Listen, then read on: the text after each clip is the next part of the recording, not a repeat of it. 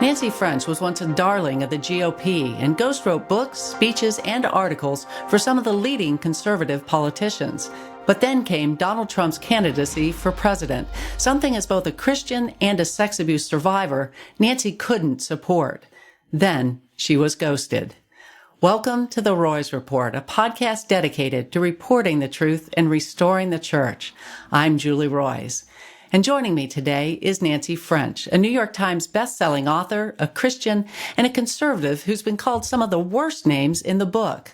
Why? Simply because she and her husband, New York Times opinion columnist David French, refused to violate their convictions and promote Donald Trump. Even more egregious to some, Nancy published an article in the Washington Post explaining why, as a sex abuse survivor, she couldn't support a man who bragged about assaulting women.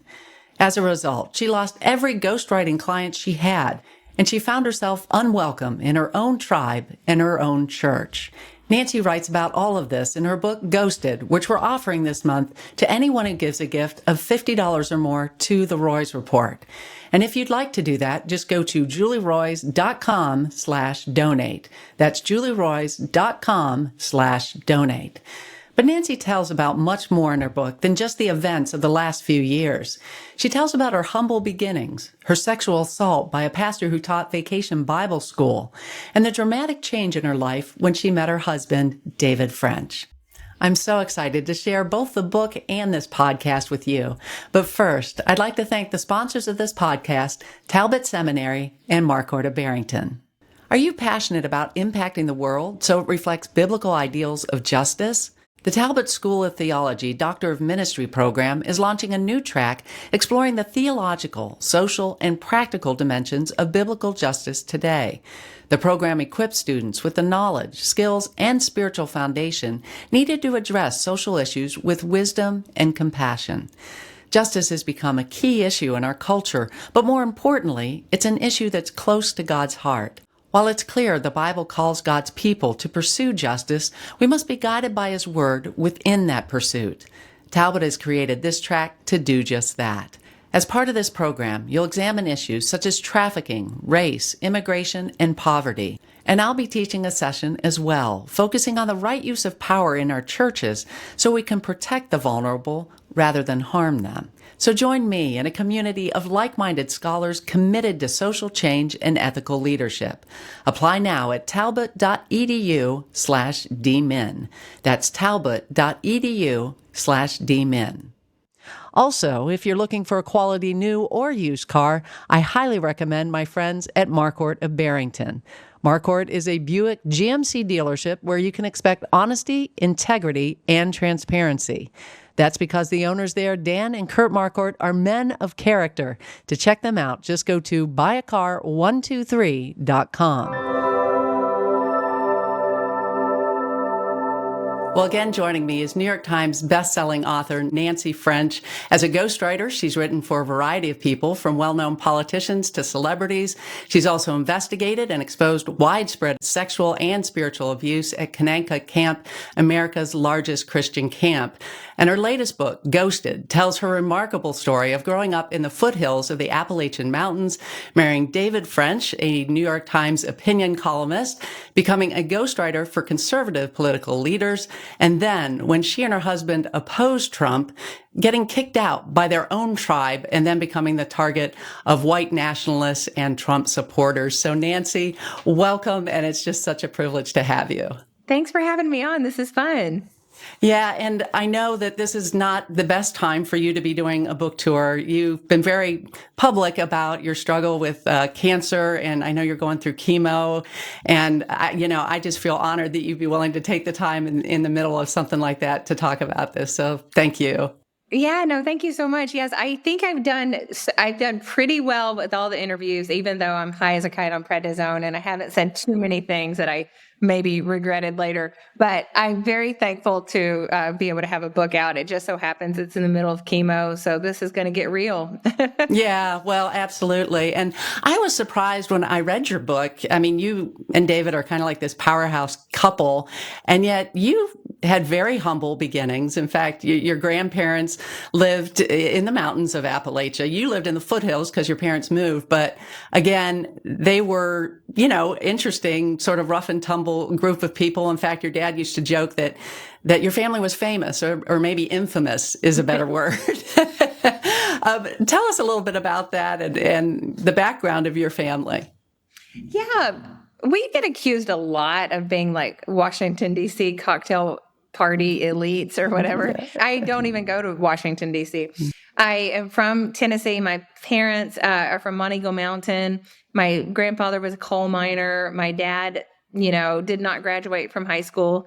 He got his GED, and he later in his 50s went back to college. But he went to college. He got a degree, and amazing man.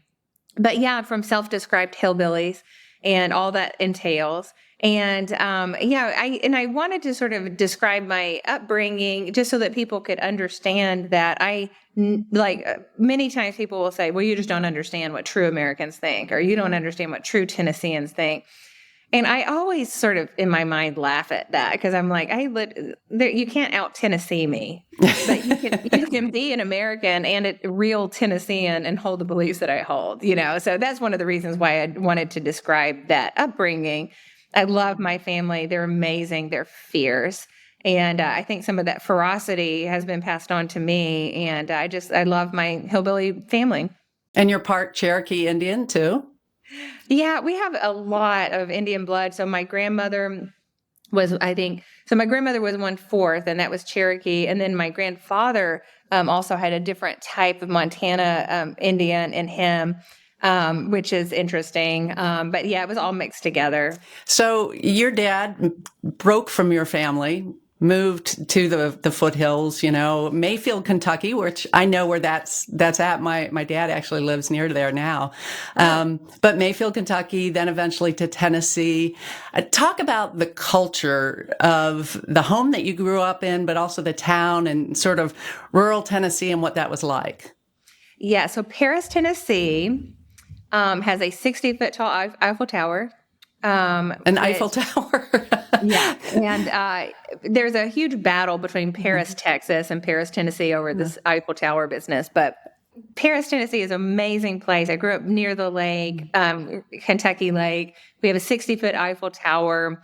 It's just a great place to grow up, very rural. We did not necessarily value education in the way that you would think a school might. For example, in 7th grade, I did not have science class, but instead they decided, because none of us were going to go to college, to teach us about guns. And so we had hunter safety classes, and that culminated in skeet shooting contest, which I don't like to brag. I don't like to, but sometimes you got to. Yeah, right. I was the best shot in my 7th grade class.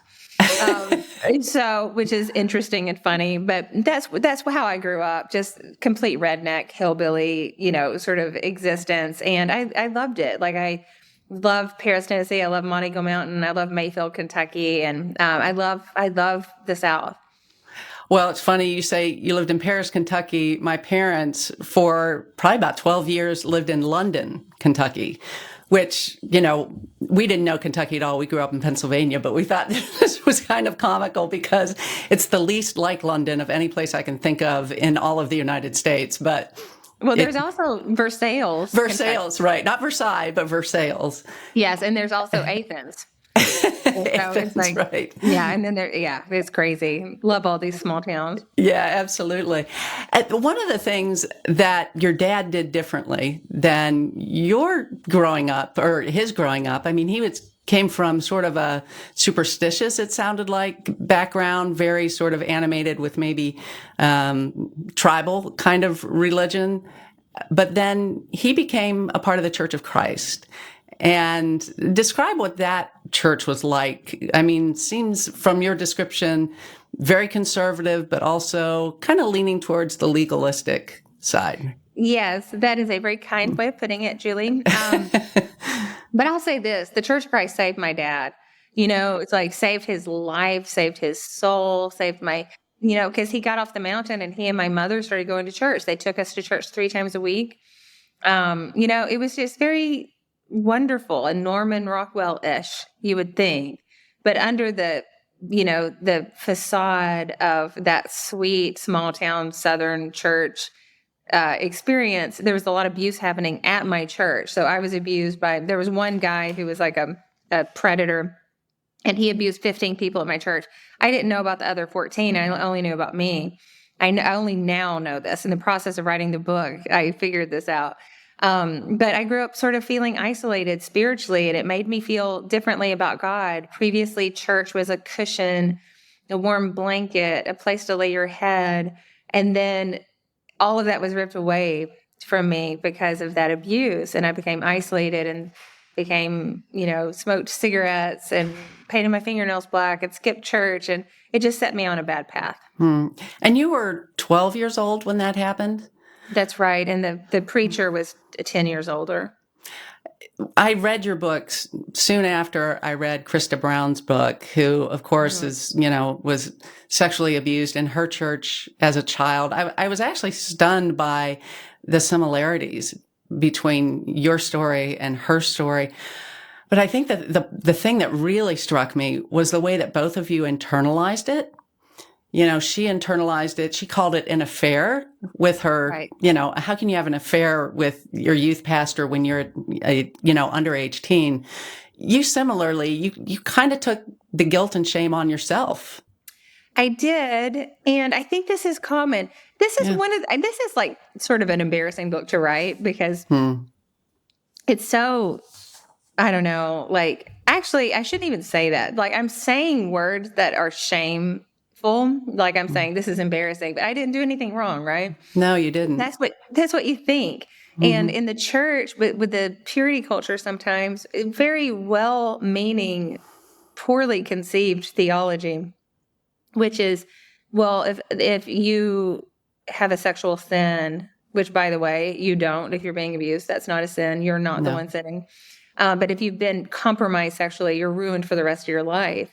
And I internalized that, and I thought that was right. And I also thought that this pastor, preacher, vacation Bible school person, I thought he loved me because I was 12. I didn't know, I didn't know anything about this. I just didn't perceive it correctly. So I told myself the wrong story about this abuse almost my whole life. And so this book, though there's a lot more to it than just the abuse, obviously, this is me correcting the record for myself. But I wanted to do it publicly for all the people out there who feel guilty over stuff that they shouldn't feel guilty over. And also, I became a complete mess after my abuse. And I wanted to show people that. Because what happens is you get embarrassed because you make a series of bad decisions and you look unsophisticated, you look immoral, you look like trash. And people will, they'll look at you and they'll say, that's just trash. Why are you listening to her? When in actuality, they should look at the damage that has been done to people in the church and repent about the way they've been handling abuse. And so I sort of wanted to put myself out there and say, okay, y'all esteem me now when I'm almost 50 because I've gotten my life together to the degree that I have, which is I haven't. But people esteem me. They don't know about any of this. So I wanted to say, okay, this is what it looks like. This is what I looked like. And I looked ridiculous. I was flailing. I was, terrible in a lot of ways. Let's talk about it. I think that's so helpful because especially now when we have as public figures, you have a curated image and it's often so different than the real image, right? Yeah. Although I've really appreciated, you have been so real, I think, especially as you've been walking through your cancer, the treatments and everything. I've so appreciated that. I appreciate that today you forgot your wig and so you're just wearing whatever. And a lot of people be like, oh, I can't go on. But I love that because that's where all of us are. We like to pretend we're not. But that's where, all of us are at least at different points in our life. And so I appreciate that. And I'm sure there's a lot of people listening who appreciate that as well. It didn't end with, the violence and the abuse didn't end with that pastor whose name was Conrad, as I recall. But you had a boyfriend then, Jacob, who, unbelievable. I mean, who this man turned out to be, and you were trying to break it off for him forever. That did remind me of boyfriends I've tried to break it off with, and you couldn't. But talk about what happened with Jacob and how that impacted you. Yeah, so I tried to find solace outside the church, meaning in boyfriends. Mm-hmm. And I made a series of terrible mistakes. And I dated this one guy who eventually, Julie, double crossed him. I was cheating on him, to let the record show that I was not innocent in this. But it was like I could not break up with him. I didn't have the backbone to break up with him. And every time I tried, he threatened to commit suicide. And I realize now how terrible that is. I didn't know it at the time. But in one very terrible moment, he revealed that he knew I'd been cheating on him and he tried to kill me. And so that was a pretty dramatic moment. He tried to strangle me and it was bad. And boy number two, the guy that I was dating, actually came and rescued me from the situation at the very last second. Very wonderful. So that boyfriend number two realized that I was cheating on him and that I was in duress in the same moment. And he immediately pivoted to try to help me, and he did. I'm very thankful for that. But all of that was the pre-David French romance, which you can imagine when I met David French, who is so, level-headed and calm and good and moral. I wanted that. And that's what I got. So David French sort of helped put me back on track. And I'll be forever grateful to him over that. Yeah, I was really struck by how big of a difference he made in your life. I mean, at this point, you're a victim of two assaults. You're just absolutely reeling. You're going to Lipscomb University, which is a Church of Christ school. Although I thought it was interesting that you could not even go to chapel. Like, you knew if you didn't go to chapel, you're going to lose your scholarship. But you called it the positive theology that you just you couldn't stomach at that point. I think this is actually good for Christians to hear, because it's still there in a lot of churches where it's very well. Just describe what that was and how that struck you as somebody who's been through the kind of abuse that you have been through. Yeah, I just had experienced so much. And then my best friend died. Right. And in the same time period. And I was full of grief, though I wasn't even really properly processed. I wasn't grieving the way you're supposed to grieve. But I knew when I go into chapel, like I was actually seeking answers. Like, what do you do when you're completely decimated by life? And the chapel speakers would be like, hey guys, we should be humble. Let me tell you about my little league game where I was pitching and this happened. And I was just like, what is happening? This is so vacuous. I could not listen to this one more syllable. This is going to kill me. It felt like they were trying to kill me. And the reason why is because they didn't have a doctrine of suffering, right? Like I was really suffering. Not to mention the fact now that I realize that the Church of Christ leaders knew that I was being abused by this preacher and didn't do anything. That's a whole different level of stuff. The people at Lipscomb weren't guilty of any of that. They were just, nice people. And Lipscomb is really amazing. Like, David works there now. David has always had a great experience there. But my experience there was I could not get down with this theology that I thought was vacuous, and it did not help. I needed help. Like, I needed help. I was suicidal. Or something close to suicidal. So I needed help. And so those chapel talks were not going to cut it. And so I got called in. The dean of students called me in, and he was like, if you don't go back to chapel, you're losing everything. And I was like, I've lost everything. I don't care. I never went back. But there's something about this toxic positivity that I noticed with cancer. And here's why. So whenever people find out that you have cancer, immediately they want to pray for your healing and for the cure. You have people, at McDonald's stop and pray for your healing, which is very kind and sweet. But when I first got my diagnosis, my son, who's a philosophy major, said, there's going to be beauty in this. Like, you have to keep your eyes open to see the beauty in this. And that was such an interesting, salient thing to say, because there's so much to learn through disease and disability. Like, like looking like this, like I have no makeup on, I have no hair. I, in 1,000,000 years, would not have taken a picture and posted it to Facebook, let alone been on an interview with you a year ago, looking like this.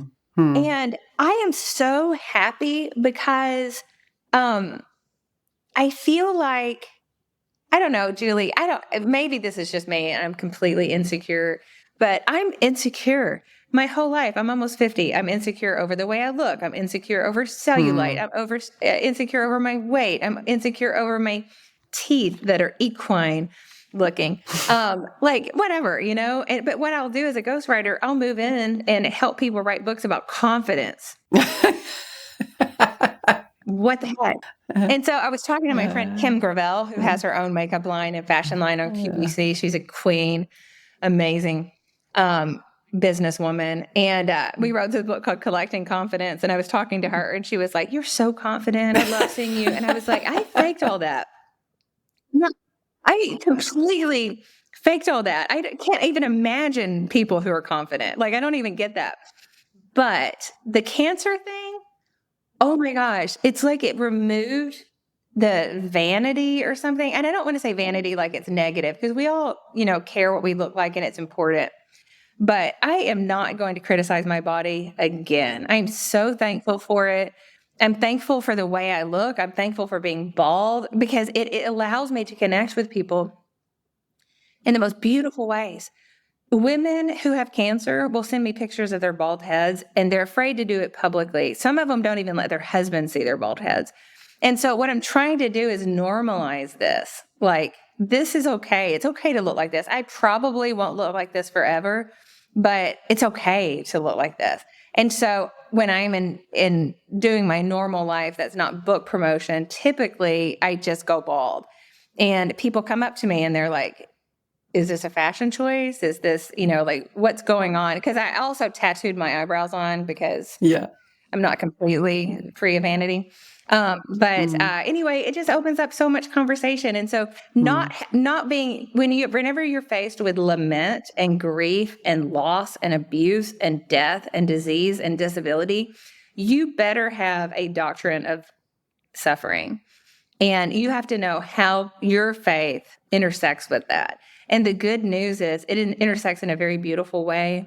With Christianity, we get back what we lose. It's a beautiful thing. And I just love the fact that there's so much truth and beauty. Even when we look like this, there's still truth and beauty that we can tap into that is so much greater than, my tattooed eyebrows, although on fleek. Well, I think you look beautiful, even with a bald head. But I love that. I absolutely love that. And I love that, sometimes when we go through, I was telling somebody this recently, that sometimes when we go through really horrific things, the things that used to scare us, the things that used to be so daunting, now we're like, now that I've gone through this, like, go ahead, make my day. Like, I'm not afraid anymore. And I do think it's a wonderful, like, I've never been through cancer, so I don't want to even pretend that I know what that's like. But yeah, I do hear what you're saying. And suffering for believers is redemptive. It's always redemptive in some way. And I think you're right that we don't talk about it nearly enough in the church. I want to get back to David, because again, he made this huge, huge difference in your life. And I just thought it was so beautiful how you wrote about him. But he really, here you are, an absolute wreck. And I love how when you met him, like, you confronted him, because he's the one who convinced you to go to Lipscomb. And you're like, "Thanks a lot," and you kind of laid into him. And yet he responded in such a gracious way. And within, I don't know if was it a few hours or days, like, he had led you to the Lord. Yeah, we had a very truncated experience dating, romantically and spiritually. He was sick. He had an incurable disease, which is a totally different story. So he was sick. We started dating. The second date, I realized I could marry this person. And then I think we were engaged within 3 months. I didn't know him. He was like a complete stranger. But during that very brief amount of time, he told me about Jesus. He was telling me about the Holy Spirit because David French, New York Times columnist, was cured of an incurable disease. Okay. And that was in 95. And I got to see that happen. He weighed 100 pounds when we were dating. He was so sick. And maybe 120. I don't know. He lost a ton of weight. But I got to see this miracle happen. And I didn't believe in miracles. I didn't believe in any of it. So he was telling me about that. And I was like, wow, I think I might need to know about whatever it is that you know about. And so he used C.S. Lewis to talk me through the Lord, lunatic, or liar, those three options. And for those listening, C.S. Lewis was basically like, if Jesus claimed to be the Son of God, was he telling the truth? Was he insane? Or was he just lying? And I could not bring myself to say that Jesus Christ was lying. I just couldn't. And so the only thing, and I didn't think he was a lunatic. So I was like, I think Jesus was telling the truth. And that small thing changed my life because I believed, and David helped me believe. And it was very beautiful. So I write about that in the book. Yeah. Lord, liar, lunatic. It's a powerful argument. So simple, but so powerful. And yet a lot of people just Right. they've never thought deeply about it. And then you guys got married in Paris, which is great. I won't go into it because we don't have time. But that was a great story. You moved to Manhattan. And then this hit me in probably a different way than it would normally, because I kind of lean charismatic, so I'm open to charismatic things, even though I would say I grew up, my dad was a surgeon, so we were always, if you thought you were sick, it was kind of like, prove it. It was everything, a little bit skeptical. And as a journalist, we tend to be pretty skeptical too. But I read this about your encounter with a prophet. I guess it was like a reunion of the Harvard Christian group that David had been a part of. And well, you were skeptical too. So tell about that experience, because it really is pretty mind blowing. Craziest story. I become a Christian. I have 1 inch of theological belief, which is I believe Jesus Christ is Lord. All I knew. And the Harvard Law School Christian Fellowship was having a reunion, and we went. And by the way, I don't want to go hang out with a bunch of people who graduated from Harvard, right? Because I'm a 3-time college dropout. I don't want to hang out with these people. I'm intimidated. Everybody is so smart. And, and also when you grow up in the way that I grew up, you're taught that people who believe in the Holy Spirit and Pentecostals or charismatics are low class, they're unsophisticated, they're not smart, they're given to emotion. So here I am going into the Harvard Law School Christian Fellowship. So they're smarter than I am. They get paid a lot of money to evaluate documents, and the Bible is a document. And David was like, yeah, I think they invited a prophet. And I was like, what is a prophet? Is this like a psychic? Like, I don't have a category for this. Yeah. And so we go to the thing. I'm apprehensive because, Julie, I don't know if this is a sign of a guilty conscience. 100% it is. But if you talk to a prophet, I was thinking that he would say, well, you don't read your Bible. You don't pray. You're mean to whatever, like whatever. You kick the dog, whatever. Like he could read my mail. So I didn't want to talk to a prophet either. So anyway, we go to the thing. Gary has on a Hawaiian shirt. His belly is hairy, and I can see the bottom of it. It's like insane. I'm like, okay, so this is Gary the prophet. Okay, whatever. So Gary the prophet, y'all got to read this. It's the craziest thing that ever happened. But he goes to the people at the Harvard Law School Christian Fellowship, and I thought he would say to Harvard law people, oh, you struggle with pride, or oh, I don't know, you've got so much intelligence. I don't know what you'd say to Harvard people. I'm not a Harvard person, as you can tell. So, but that's not what he did. He went around the room and spoke into their lives. So, for example, I don't know if you know Shanti Feldhahn. She's a Christian author. Sure. Shanti was there, and her husband, Jeff. And I used their names in the book. And later I was like, hey, I used your name in the book with this crazy thing, because they were there and they had this crappy car that Shanti and Jeff, like they were the only people in New York City who had the car of our friend group. And so they were very nice to let us use the car, but it was a freaking jalopy. And they were always in fights over it. And so, but Gary looked at Jeff and Shanti and spoke to them about this car. And I was like, what? So you got a chance to talk to a prophet. He's giving you automobile advice. That's weird. And then he went to other people and he talked to another friend who secretly had written poetry. And he said, the poetry you write secretly, it's time to do this with it. It was like literary advice. I was like, what is happening, Gary the prophet? So then Gary the prophet looked at me and he was like, you. And I was like, oh my gosh, this is going to be so bad. And he called me up and he told me, he said, you're pregnant. And I was like, no, I'm not. Julie, this is TMI, but this is what's happening. I was on my period. And I told him that. And he looked at me. I said, it is impossible. Because I wanted everyone in this Harvard Law School Christian Fellowship to realize they've been duped by a con man. And so I was like defiant, like, no, I'm on my period. I'm not pregnant. And he just laughed at me. And he was like, with God, all things are possible. But this is what you need to know. You are pregnant.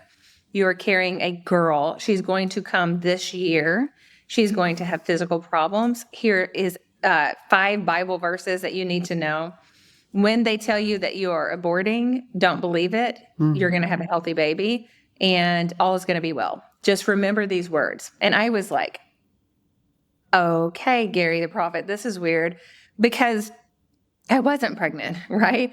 But he scared me to death. So I go home and my period stops and I think, this is weird. I think he scared me into not having a period. This Gary the prophet is the worst prophet ever. And then later, though, I took a pregnancy test and I was pregnant. Apparently, the bleeding that I thought was my period was implantation. And Gary the prophet knew this. And lo and behold, a few months later, the doctor calls and he says, you are miscarrying, you're aborting, call off the parties. They gave me a due date in January. I knew that wasn't the case because he said that she was going to come this year. And I also knew the gender. So talk about a gender reveal party with Gary the prophet. You did not need that. And Camille was born and she's amazing. And right now, this second, she's 13 floors up. She's got 2 of my grandchildren that she's given birth to. Cute, wonderful, beautiful kids. And we've seen God's hand in Camille's life and all of our lives in such dramatic ways. And that cured me of being skeptical of the Holy Spirit. My book is called Ghosted, not just because I'm a celebrity ghostwriter or because vast friend groups have ghosted me for my political decisions, but also I wanted it to encourage people to really consider the Holy Ghost, to consider God, because he will not let you down, even though everyone else will. I never said why I'm a little more skeptical than I used to be. And it's because of what's happening at the International House of Prayer. And of course, I mean, this is the umpteenth, I don't know how many scandals I've covered since I've started the Roy's Report. I mean, it's just been one after another. But this particular one, I think is especially gross because prophecy was used to manipulate and then abuse women. And then we have this prophetic history that now, some of the key facts in it have been debunked.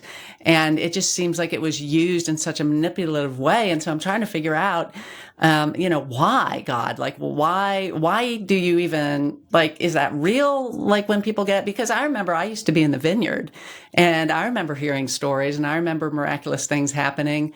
And then you go to a church where they don't expect that to happen. And guess what? It doesn't, kind of like the Holy Spirit doesn't work in ways that our faith doesn't allow it to sometimes. But it was good for me to hear it.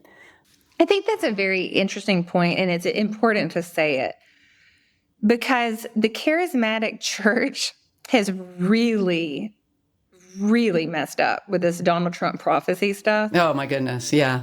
They've gone off the rails. And So what do you do? Like if you're a Mm-hmm. Christian person, and this is not just for charismatic people or Pentecostal people, but all white evangelicals who are going to church where egregious evil is overlooked because of political positions. What do you do? And so and that's the thing. I don't even go to a Pentecostal church. I just really believe that there's a lot of counterfeit stuff happening Mm-hmm. with all these prophecies, political prophecies. But if it's counterfeit, that indicates there's something true, right? So it's a mimicry of something good. And so I would just encourage, I don't know how to do it. I'm not doing church right. I'm completely a mess. I'm hanging on to Christianity by my freaking fingernails. Mm-hmm. And ever since I got the cancer diagnosis, I can't really go to church. I've gone like twice in 7 months. However, I feel so warmly towards God, and I feel like He's got me in spite of all of this. I just feel so thankful to God. And I don't understand God. So when I wrote this book, one of my intentions was to never be invited by a church to come speak on the book at a church. And I think I probably pulled that off. The invitations are not rolling in, Julie. Yeah. And that's because I don't understand God. So I'm just telling you the truth. This is what happened to me. There was a guy named Gary, and he had a hairy belly and a Hawaiian shirt. And he was completely right about the trajectory of my life. And there was others there. We recorded it because he said, if I'm a false prophet, you'll be able to say that I'm a false prophet. I'm recording everything I say to you. And there's some things that haven't happened yet that I 100% know are going to happen in our lives. And David and I joke about it all the time because it's just so crazy. But it feels crazy, but it happened. And I've got a kid upstairs who is alive. And so many things like that happen. And sometimes things happen that you don't get, that aren't as uplifting, that God acts in ways that are baffling and confusing. And I included those stories too. Because I just wanted the reader to be able to say, okay, this is what my life looks like as I wrangle with God and wrestle with God. What does yours look like? Is it as nuts as this? And I just think it is. I think we are just too sophisticated to talk about it. But I think people have interactions with God all the time, and I want to normalize talking about that. And when I was in Vineyard, their tagline used to be to make the supernatural natural. And I did love that. I loved lots of things about my Vineyard experience. I know they're going through some really very difficult times right now, but yeah, it was very positive for me in many ways, and I appreciate that. And I appreciate, just the fact that I read Scripture differently now, whereas I used to just skip over. Oh my gosh, they raised the dead. Like that was normal for the disciples. Like, what does that mean to us today? But it's challenging. Yeah, or what does it mean when Paul says to eagerly seek these gifts of the Holy Spirit? Right? Do it. Just do it. Just believe the Bible and do it. And one of the things is church is so nuts right now. It makes you feel like you don't have a spiritual home. Like actually, like I do not have a spiritual home. I've been projectile vomited out of like the church apparently. I can relate to this. So yes. Yeah. But if you can just like divorce yourself from the people who are angry at you for whatever reasons, and just sort of settle into your relationship with God, I don't think we should forsake the church or the gathering of our friends and saints and all that. I don't know how to do it. It is a very difficult time. And so I wrote this book for other people who feel politically, culturally, or spiritually homeless. And I'm just sort of like reaching out my hand and saying, hey, this is weird. What's going on? Do y'all feel weird about this? Anyway, we can be weird together. We can be alone together. And that's what I hoped the book sort of encapsulated. I loved your story of how you became a ghostwriter, which is kind of amazing. You're a college dropout, and all of a sudden you're writing for, all these stars. A lot of people don't know that you're writing the book because you're a ghost. But you end up writing, and I didn't realize you wrote this book, Bristol Palin's book when she got pregnant. For people, who aren't familiar with this, although most of us, I would guess, are listening, or it wasn't that long ago. Sarah Palin became the vice presidential candidate. And of course, she's a conservative, Christian conservative, very traditional values. And then it comes out, her daughter Bristol is pregnant out of wedlock, although it wasn't really what I think everybody probably assumed at the time.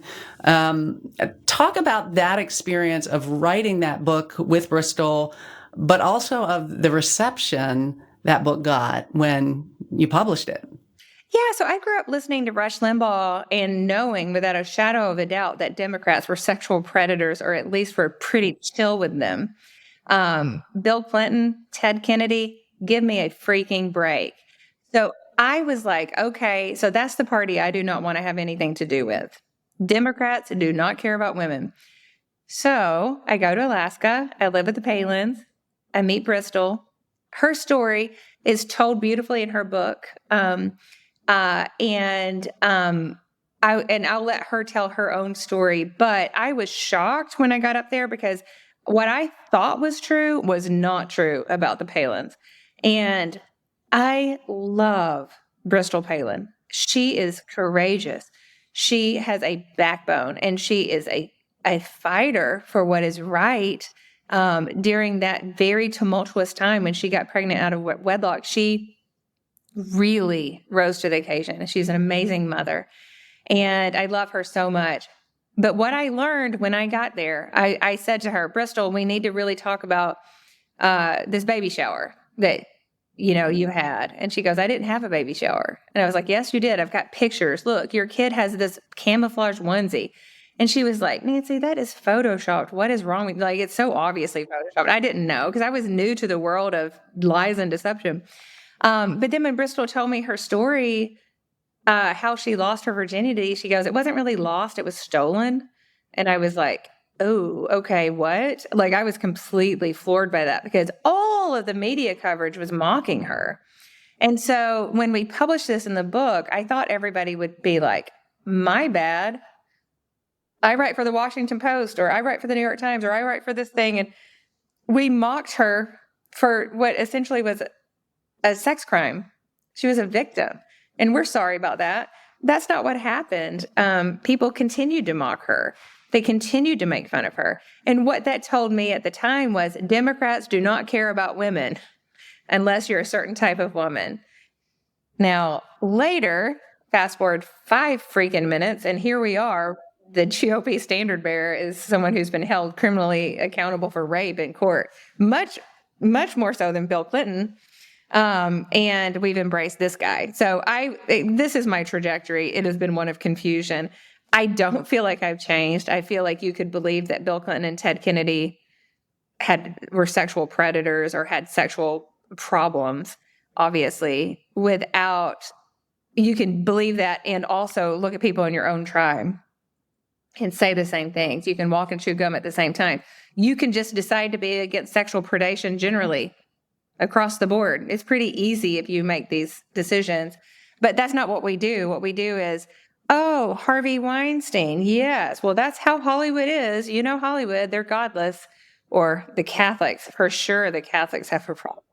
And then you find out, oh, it's the Baptist. Oh, it's the deacon. Oh, it's Kanakuk Camps in Branson, Missouri. And it's like, you don't want to embrace that. You're just like, nope. Part of my identity is that I'm a part of the good guys. I belong to the good tribe. And that was mine too. I firmly believed that I was on the side of good, but then I wasn't. And I was guilty of mischaracterizing my liberal neighbor and trying to fight for my tribe over truth. And anyway, my book is sort of like unpacking that. And it's not chastising the reader. It's chastising myself. Because I got too much into the scoring of political points occupationally. And I realized that was not kind of me. God didn't give me my writing talent for me to disparage my neighbor and to bear false witness. And so that's what I was doing. And when I decided not to lie or bear false witness, I was unemployable. I was as popular as head lice. So we used to be super popular in attorney circles.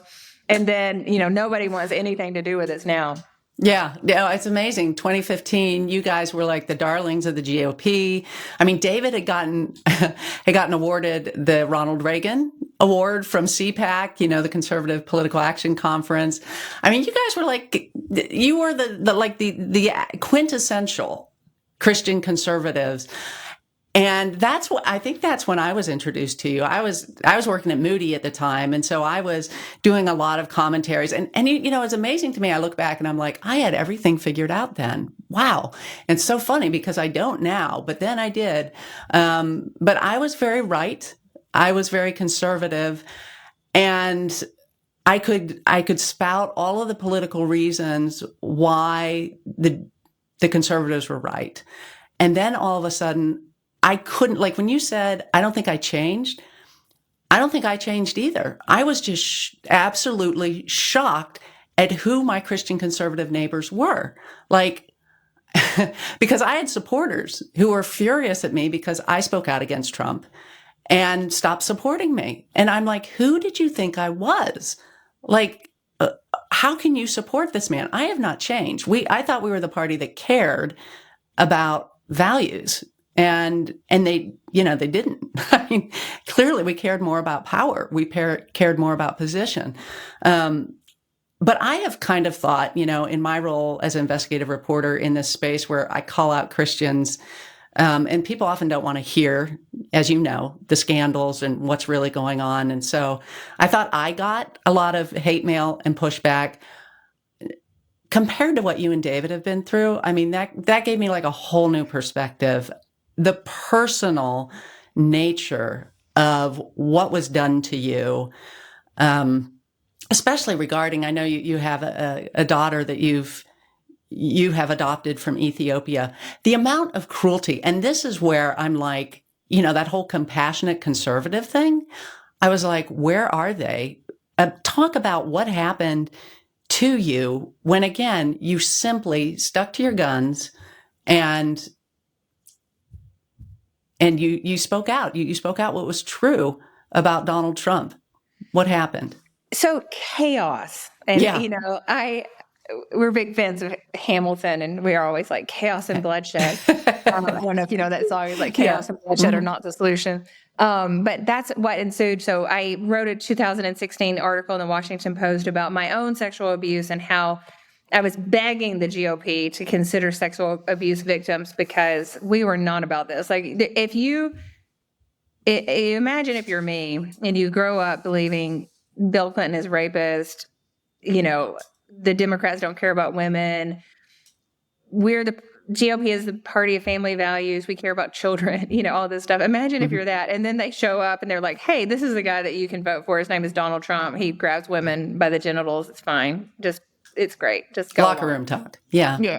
And you're just like, I don't think I can do this. Is there a problem? So I wrote this article. I talked about my sex abuse for the first time. Mm-hmm. And I had not even told my counselor about my sexual abuse. I could not even articulate it. So it wasn't like I'd, gotten to the point of spiritual maturity and emotional health, and I was finally deciding to, make a case in the Washington Post. I had not even told my counselor. I could not even say it. But I went ahead and published this in the Washington Post, and it was the story of my abuse. And my counselor was like, okay, I think we can work with this, but this is potentially emotionally problematic, which it was, because I just laid my soul bare. I was like, you guys, please. But then after I did that, there were some conservatives, prominent conservatives, who were like, oh, Nancy French is just using her personal story to make a political point. And then later, when I would make any sort of statement about politics, these people would say things like, just because Nancy French seduced her pastor doesn't mean that she should be able to speak about the Supreme Court or something like that. So it's infuriating. It's infuriating. Unbelievable. So evil. I've never heard anything more evil than this, where you take the victim of pedophilia and say that they seduced a pastor. It's so sinister. But these are people who y'all read, like people read these writers. They're associated with sort of legitimate magazines. I don't know. I don't read them. And they make fun of us. They make fun of our adopted daughter because she's Black. They say I had sex with men while my husband was deployed. And that's how we got this baby, not through adoption. I mean, and then for a time they put fake, like photoshopped porn of me having sex with Black men online. And they would Photoshop David's face looking through the window at it, and they called him a conservative. And obviously, he's raising the enemy because we have a black child, so all black people are enemy. I mean, it was like the evil that came at us was such a flood of evil. I still cannot even process it. Yeah, and that was all because we decided not to vote for Trump. So, I mean, it's like, I don't wish it on my worst enemy. It's unbelievable. It really is. And this is where, like you said, people continue to read some of these people. You call out names in the book. You're not doing it right now. That's okay. But you can read the book, and you should. Yeah, they're so inconsequential to me. I was like, should I say their names or not? Because I don't even know what they look like. Like, I'm so not dialed into whatever their thing is. Yeah. So, you have this thing, you're like, should I elevate them by actually using their names? Or should I protect them? Because surely to goodness, in 5 minutes, they're going to realize they're on the wrong side of this issue. Like I feel bad for them. I don't know what their deal is or why they're so obsessed with trying to attack victims of sex abuse. But, it's not like this is an anomaly. It's not like the church otherwise really has it going on in terms of protecting children and women, So anyway, yeah, so it's hard to know what to do with these people. And I'm not, I probably, I vacillated between wanting to name names and score settle. And I just decided not to do that generally, just because I think the story is important. The story is good in and of itself. And these people, they're just tokens. They're just like indicative of the themes that I wanted to talk about. And I wish them all the best. Like I hope all of us are progressing and, politically and spiritually and culturally to the point where we get better. I feel like I've gotten better, and I know we all can. So I don't even have animus, toward them. But they really are on the wrong side of this. Yeah, absolutely. And I should say, you name some names, but you do leave quite a few out. Although, if you put some things together, you can probably figure out who they are. Yeah. But it is shocking what Christians are okay with, and what I think this whole crazy political, polarization has shown. And it's been disorienting for a number of us Christians, I think, who just, again, are very surprised by it. For you, it costs you your job, your livelihood, essentially. I mean, you're a ghostwriter. All of your clients were conservatives. We didn't talk, but folks, you have to get the book and read the story about Mitt Romney and when you worked for Mitt Romney and the skiing story. I was laughing out loud. Oh my gosh, I was laughing so hard. I did include some anecdotes that do not reflect well on my virtue. So there's a warning here. Oh, that one. Yeah, again, that's just, I was going to tease that one because people have to read the book to read that one, and it's hysterical. But here you are, you're basically an unemployed ghostwriter, and Gretchen Carlson comes to you and tells you about an investigation you can do for, it takes you like better part of a year, and you get paid like a big goose egg for it, like nothing, which I have to, it reminds me of when I got fired at Moody, because that's when I started investigating Harvest Bible Chapel and James McDonald. And yeah, I think that year I did get paid for that article, but that's like the only thing that I wrote for any other publication, because I wrote it for World Magazine.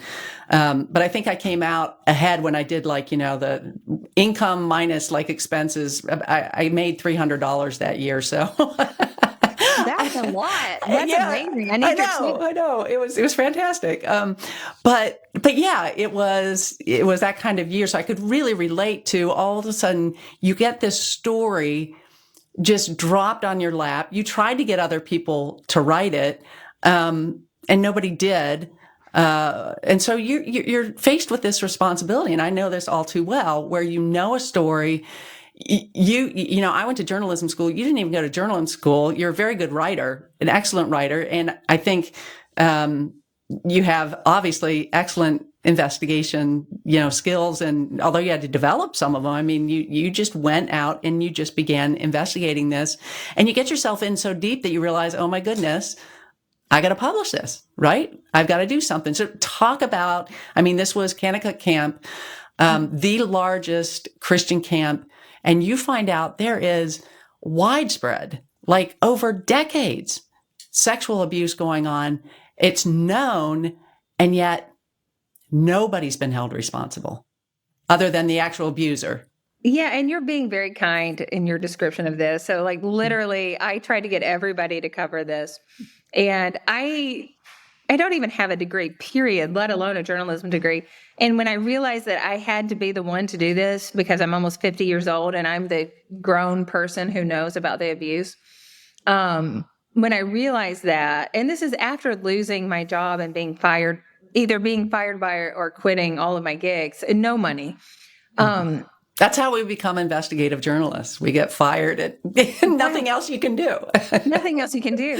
So I Googled, what does off the record mean? I didn't know that there were layers of that. You know this. You're laughing. Yeah, It's so crazy. There's like on background. Anyway, so I Googled that. That's how I started my investigation. It was 3 years of just angst and agony. And I didn't have anyone to help because I'm just, myself. I really needed a team of like 5 people or something, but I'd worked around the clock for 3 years and I proved everything that I wanted to prove, basically. I only published like 3% of what I know. But yeah, there was a bad guy at Kanakuk camps. He was there. His name is Pete Newman. He abused an estimated hundreds of male campers, several of whom have died via suicide. We still get tips over these deaths, even, So, and anyway, awful.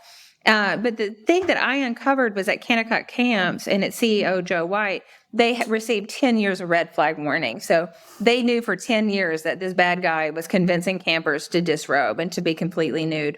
He played basketball nude with them. He was on 4-wheelers nude with them, which, by the way, absolutely disgusting. Just that fact, visualizing that. They knew that. They knew that. Parents complained. One camper saw Pete Newman abusing another camper, and they told the female camper who was the witness that they didn't think she was Christian enough to go to the camp. So Pete Newman is in jail, but all of the people who allowed this abuse to happen, they're still running the camp to this day. Nobody's resigned. Nobody's been fired. The same people. And there's 25,000 kids who go there per summer. So that's why I'm so alarmed by it. If you Google Kanakuk, almost everything written about it is me, regrettably. But it's out there and you can read about it. So I would encourage people and parents just to become aware of that. The reason I'm so sad and despondent over the issue is that I proved everything, and the church their reaction was laconic. Is that the right word? I don't even know what that means. They were not as alarmed as I thought they should be. Apathetic, for sure. I mean, they just didn't care. It's callous. I mean, I have had investigations that turned out great, like James McDonald, Harvest Bible Chapel. I mean, he got fired. All the elders stepped down. The Ravi Zacharias investigation, I think pretty much it's well established, but most of Christendom now, realizes he was a sexual predator. John MacArthur, I don't know what more I could have proved. I really don't. And it's been shocking to me that conservative, pundits like Megan Basham still to this day, will defend John MacArthur. And I'm like, have you read this? I mean, we have so much documentation. We have video evidence. We have handwritten letters from him telling the teenage girl whose father molested her that she should forgive him and that he'll stay on staff. And we know he stayed on staff 3 more years and then went on to pastor for decades more. And John MacArthur did nothing. It drives you absolutely insane. And you think, what on earth is the matter with people? Like, what is wrong with you? Nothing's been done to John MacArthur. Nothing's been done to Joe White. Christians continue to just send their kids to a camp where clearly they're not being protected. How do you come to terms with this, Nancy? I don't. I'm so depressed. I've been in a bad mood for many years. To be completely honest, I don't know how to resolve it. I'm so depressed over it. And then, the Kanakuk investigation dropped like a few days after the SBC was revealed to have all of these sexual predators in a database, conveniently tracking all the sexual predators and keeping them from the cops. I have no answers. And I have decided that I cannot be responsible for the church and their collective inaction on this. That I am not responsible. I cannot exact justice. I just can't. I am standing on the side of the road with this giant sign over my head saying, justice is coming. Justice is important. One day this will be better. It is not today. But I've just decided I'm just going to talk about it. People make fun of me because I'm a one-note song. If you follow me on Twitter or on any of the social media channels, I'm like, hey, guys, today in Kanakuk Saga number 550 million, I'm talking about this because I have so much information. I published like 3% of what I know. And so I just want to warn parents, and I have. And so I feel comfortable with that. I will not stop talking about it. Lawsuits have been filed based on my investigative work, what I was able to uncover. And I trust lawyers more than I trust the actions of the church in terms of holding people accountable, which, is sad. But I am thankful for attorneys and for brave victims and survivors speaking out. So I'm very thankful. But it took me a long time to get to the point where, and I'm not okay with it. I'm sad and depressed. I'm sad about the Christian celebrities who are associated with Kanakuk camps who won't speak out. I'm sad about the parents who send their kids to Kanakuk camps. And I'm sad just for all the grieving families who've lost family members because of this abuse. It's awful. And I'm so inspired by the families who choose to say that their loved one who died via suicide, was a victim at Kanakuk camps. A brave family in Texas did that first, and that started all of it. Well, you've done a Herculean task by digging into that. And if you want a place to publish, the other 97%, if you get well enough, we would love to publish it. I know we published, based on your research, really, we've sort of rewritten some of the stuff, but it's really well done, really well documented, and you've done a service for the church. And you've warned people, I figure that's all we can do is we can warn people, and then what people do with it, and at the end of the day, you're right, we have to let that go because that's in God's hands. And we did our job. We warned them. We told them the truth. But it is frustrating. You said, there's a quote that I just want to read of yours. It's so good, and I so related to it. You said, throughout my life, I desperately wanted to identify the good people and the bad people so I could walk more confidently among them, befriending the good ones, avoiding the bad ones. I categorized people into tribes according to their political views, their church attendance, and their voting patterns. But this line was fuzzier than I'd originally believed. I feel that. The people we thought were the good guys aren't necessarily the good guys. I still hold on to my faith. I still have the same convictions. I hold them differently now. I hold them differently. And I think there's an openness to people that I wouldn't necessarily be open to before. But talk about where you're at now with kind of maybe seeing a little more gray than you did before, or good where you might have seen bad, and how you're processing that.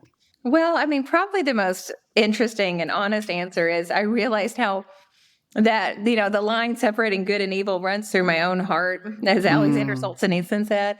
Yeah.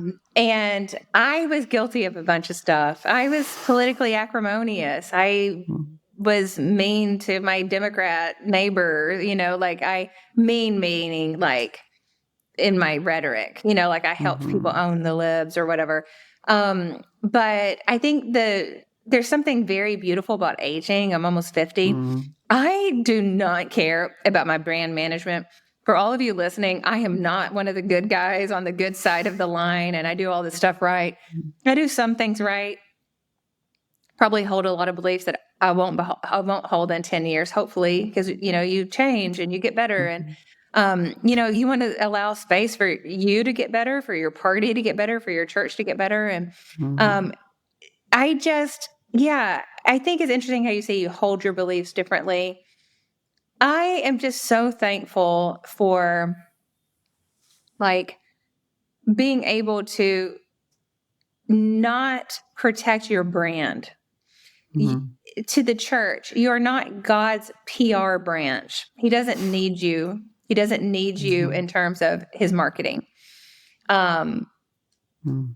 you don't have to, you can embrace the truth of whatever is uncomfortable, and you can talk about it without damaging the gospel, without damaging the church. In fact, you're protecting the church. When you're calling out Mm-hmm. evil, you're protecting children. When you're calling out evil, you're protecting women. When you're calling out evil, you're protecting men. And so you don't have to say oh, well, I'm a Christian, so therefore I cannot criticize anything that is happening in the church. In fact, that's biblically the opposite of what we are actually commanded to do. And so I have been guilty of being politically acrimonious and uncharitable towards my neighbor, not protecting the reputations of my neighbor. And I changed. And so I fully believe all of us can change. But that's not to say that I'm the arbiter of all that is good. And now, these people are bad, but it's just all mixed up. And I feel like we have such capacity for both good and evil. And there's part of you that is sort of sobered by that. And Mm-hmm. then part of me is liberated. It's okay, well, that explains a lot. That's why I'm so petty. That's why I yell at the kids when I don't mean to. That's when I get frustrated at my dog, or whatever. But you can just relax and not feel shame over the fact that we're complicated humans. We contain multitudes. And that's cool. And all of these multitudes reflect various aspects of God. And so leaning into God and allowing him to tell your story is just a beautiful thing. I love that. And I love the humility, the beauty that comes out of situations like this. And I hope, though, that through your book and through people meeting you, even digitally like this, but that they can see who you and I think David are as well. I won't say names, but someone, called me out in a pretty negative way and said that I was just another liberal journalist like David French and Russell Moore, to which I thanked him. I said, wow, I don't think I'm in their league at all, but thank you very much for being with them.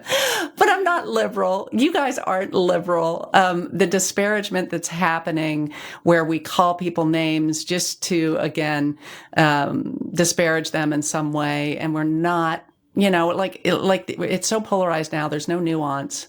So if you say anything, nobody will hear the nuance, and they'll just completely put you in one camp or the other. And it's evil. And I appreciate that you're calling it out. I appreciate that you're doing it with humility. And I just pray for you that you will get healthy and be able to beat this cancer, and that we'll have many more books and articles and writing from you, because I do think you have a great deal to say. So thank you. Oh, well, thank you so much. And yes, for the kind words about David. I'm so sick of people being negative about David French. I love that I have this book. It is my love letter to David French. He's amazing. He's changed my life. He's saved my life. And this random rank stranger that I married spontaneously 28 years ago is the person who's taking care of me, my cancer. And it means a lot to me. And I'm really sick of everyone being so negative about this man who's so great. It is devastating to me.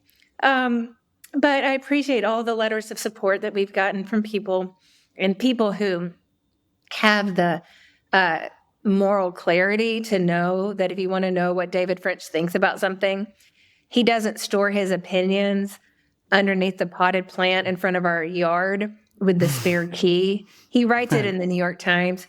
You can find out what he thinks about things. It's not hard. So don't come at me with your lazy criticisms of David French. He's amazing. That's how I feel about that. So America, you've been warned. I'm over it. And I do ask people when they say that, I ask them specifically, what is it that really bothers you about David French? And do you know what I hear? Nothing. So often they have no comeback. It's just they know he's been labeled as the bad guy. Yeah. And it's absolutely terrible. So it's an awful thing. I pray that the truth The truth will be revealed. I do believe that when we're over this crazy season and we look back at it, history is going to remember David French and Nancy French very well. Oh, well, thank you for saying so. I really appreciate it. And thanks so much for listening to The Roys Report, a podcast dedicated to reporting the truth and restoring the church. I'm Julie Roys. And if you'd like a copy of Nancy's new book, Ghosted, you can get one when you give $50 or more to The Roys Report this month. That's a bit more than our usual minimum gift because the book is a hardback, and so it's a little more expensive than our usual premiums. But as I think you can tell from this podcast, it's a fantastic book. Plus, when you give, you're making podcasts like these possible. As I've often said, we don't have advertisers or many large donors. We simply have you, people who care about the mission of The Roys Report, to report the truth and restore the church. So if you'd like to help us out and get a copy of Ghosted, just go to julieroys, spelled ROYS.com/donate. That's julieroys.com/donate. Also, just a quick reminder to subscribe to The Roys Report on Apple Podcasts, Spotify, or YouTube. That way you won't miss any of these episodes, and while you're at it, I'd really appreciate it if you'd help us spread the word about the podcast by leaving a review. And then, please share the podcast on social media so more people can hear about this great content. Again, thanks so much for joining me today. Hope you were blessed and encouraged.